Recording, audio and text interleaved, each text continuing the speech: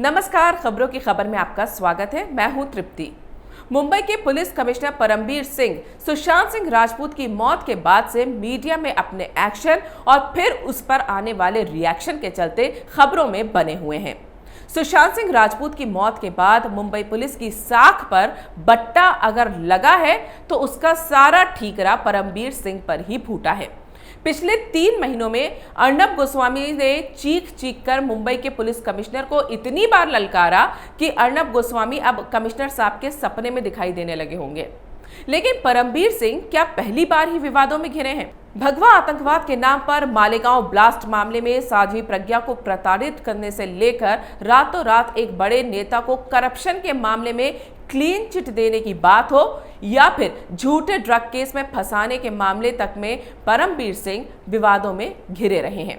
हाल में उनकी अगुवाई में की गई मुंबई पुलिस की कार्रवाइयां सवालों के घेरे में रही हैं।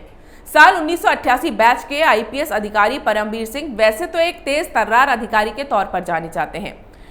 इसी साल 29 फरवरी को मुंबई पुलिस के कमिश्नर बनाए गए हैं। ये मुंबई पुलिस कमिश्नर के तौर पर अपना कार्यभार संभालते हुए इन्होंने क्या कहा था, ये आप जरूर सुनिए। उन्होंने कहा था कि उनकी प्राथमिकता कानून व्यवस्था बनाए रखने के साथ साथ स्ट्रीट क्राइम को कंट्रोल करना और महिला सुरक्षा कायम करना है। लेकिन दिशा सालियान की संदिग्ध मौत के बाद मुंबई पुलिस की कार्रवाई पर जिस तरह के सवाल उठ रहे हैं, उससे कमिश्नर साहब के महिला सुरक्षा को लेकर चिंतित होने या गंभीर होने की बात कितनी ज्यादा सही है, ये आप समझ सकते हैं। कानून व्यवस्था तो इतनी तगड़ी है कि कंगना को मुंबई में आने के लिए केंद्र से सुरक्षा मांगनी पड़ रही है, वो भी मुंबई पुलिस के होते हुए। स्ट्रीट क्राइम तो इतना कंट्रोल में है कि एक रिटायर्ड नेवी ऑफिसर को उद्धव ठाकरे का एक कार्टून व्हाट्सएप पर फॉरवर्ड करने पर शिवसेना के गुंडों ने सड़क पर सरेआम बुरी तरह पीट दिया। और कमिश्नर साहब ने इन तमाम मामलों में क्या कार्रवाई की, ये तो हम सब ने देख ही लिया है। सुशांत सिंह राजपूत की मौत के बाद से तो परमबीर सिंह का नाम सिर्फ विवादों के चलते ही सुर्खियों में रहता है। ताजा मामला है फॉल्स टीआरपी के खुलासे का, जिसे लेकर परमबीर सिंह खबरों में है, जिसमें इन्होंने प्रेस कॉन्फ्रेंस का न्यूज चैनल की टीआरपी चोरी का भंडाफोड़ किया। लेकिन प्रेस कॉन्फ्रेंस में जानबूझकर रिपब्लिक का नाम एक आरोपी की तरह लेकर वो फंस गए, क्योंकि बाद में पता चला कि एफआईआर में तो इंडिया टुडे का नाम है।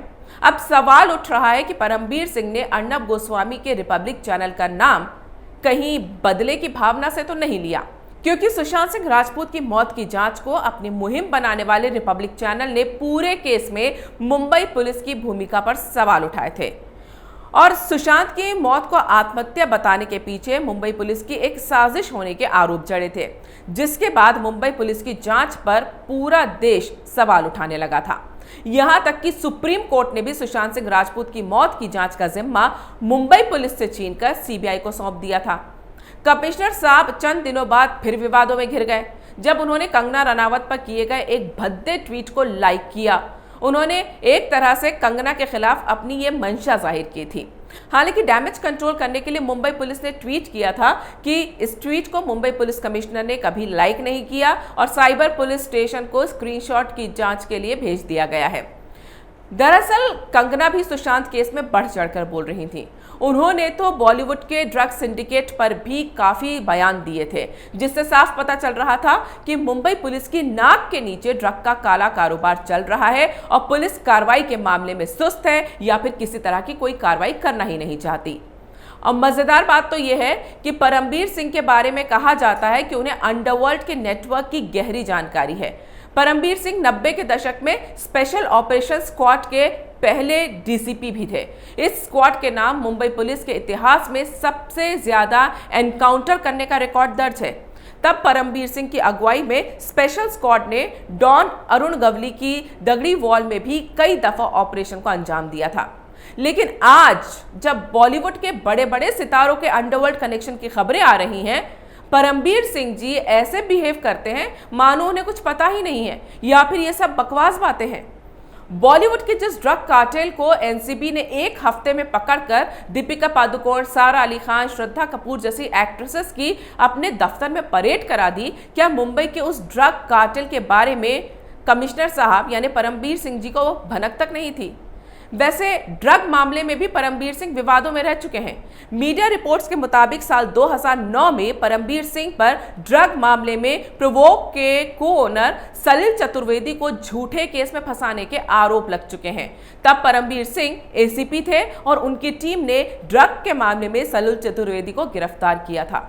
हालांकि सालों बाद चतुर्वेदी को सबूतों के अभाव में बरी कर दिया गया। चतुर्वेदी की रिहाई के बाद बॉम्बे हाई कोर्ट ने पुणे की राज्य सीआईडी को इस मामले की जांच करने के लिए कहा गया था, जिसमें पुलिस कर्मियों की भूमिका की जांच करने के निर्देश दिए गए थे। जांच के बाद महाराष्ट्र सीआईडी ने पाया कि कुछ पुलिस अधिकारियों ने चतुर्वेदी के घर में कोकीन प्लांट किया था। उस वक्त मीडिया में ये खबरें आई थीं कि सलिल चतुर्वेदी पर छापा मारने वाले पुलिस कर्मियों में से एक अशोक भोसले ने यह कबूल कर लिया था कि उनसे उनके सीनियर पुलिस ऑफिसर्स ने सलिल के घर में ड्रग्स प्लांट करने को कहा था। हालांकि बाद में सीआईडी के सामने वो अपने बयान से पलट गए। तब सीआईडी ने यह आरोप लगाया था कि भोसले ने यह बयान से पलटने का काम परमबीर सिंह के दबाव में आकर किया है। परमबीर सिंह एटीएस की उस टीम में भी थे जो मालेगांव ब्लास्ट की जांच कर रही थी।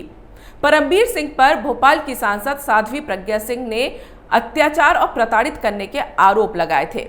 साध्वी प्रज्ञा सिंह ठाकुर ने आरोप लगाया था कि कथित भगवा आतंक मामले में उनसे जबरदस्ती ये कबूल करवाने की कोशिश की गई थी कि ब्लास्ट में उनका हाथ है। इसके लिए मुंबई एटीएस ने उन्हें काफी टॉर्चर किया था। साध्वी प्रज्ञा ने खुलासा किया था कि परमबीर सिंह समेत एटीएस अधिकारियों ने उन्हें इल्लीगल कस्टडी में रखा और 13 दिनों तक उन्हें प्रताड़ित किया। साध्वी प्रज्ञा ने खुलासा किया कि परमबीर सिंह समेत एटीएस अधिकारियों ने उन्हें इल्लीगल कस्टडी में रखा और 13 दिनों तक प्रताड़ित किया। साध्वी प्रज्ञा ने आरोप लगाया था कि खानविलकर, परमबीर सिंह और हेमंत करकरे सब ने मिलकर उन्हें प्रताड़ित किया था। साध्वी ने 2008 में एक जज के सामने यह भी बताया था कि धमाके में शामिल होने की बात कबूल नहीं करने पर एटीएस के अधिकारियों ने मुझे कपड़े उतारकर उल्टा लटकाने की धमकी दी। इसी मामले में एक और आरोपी रहे retired army officer Ramesh Upadhyay ने भी आरोप लगाते हुए कहा था कि हिरासत में परमबीर सिंह और सुखविंदर ने मुझे शारीरिक रूप से प्रताड़ित किया और फिर धमकी दी कि वो मेरी पत्नी और बेटी को थाने में निर्वस्त्र परेड कराएंगे और सभी अधिकारी उनके साथ बलात्कार करेंगे। साल 2009 में भी 26/11 मुंबई आतंकवादी हमले के फौरन बाद हमले के दौरान ड्यूटी पर लापरवाही के आरोप में परमबीर सिंह और 3 और एडिशनल पुलिस कमिश्नर्स के खिलाफ याचिका दायर की गई थी। एक पीआईएल में इन अधिकारियों के खिलाफ कार्रवाई करने की मांग की गई थी, जिसमें आरोप लगाया गया था कि परमबीर सिंह जैसे अधिकारी तत्कालीन पुलिस कमिश्नर के आदेशों का पालन करने में विफल रहे, यानी नाकामयाब रहे। अगर वो आदेशों का पालन ठीक से करते तो हालात बहुत पहले ही कंट्रोल में लाए जा सकते थे और कई लोगों की जान बचाई जा सकती थी। साथ ही 2 और आतंकवादी भी जिंदा पकड़े जा सकते थे।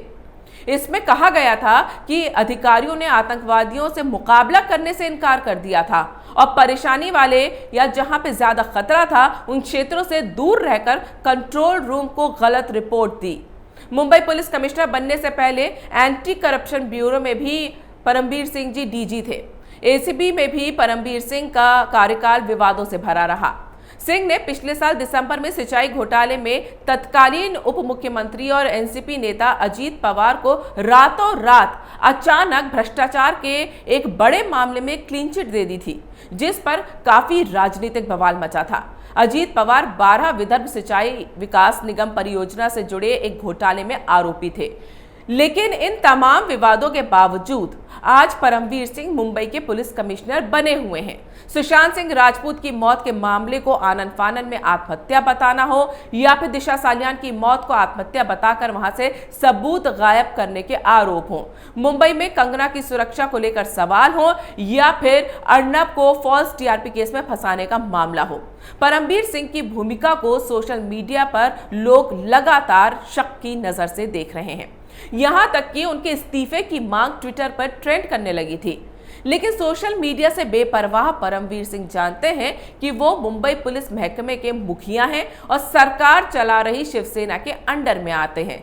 अब इतने विवादों के बीच भी उन पर आंच क्यों नहीं आ रही है, ये आप लोग बखूबी समझ सकते हैं। अगर आपको ये वीडियो पसंद आया है तो इसे लाइक करें, शेयर करें और कैपिटल टीवी को सब्सक्राइब करें।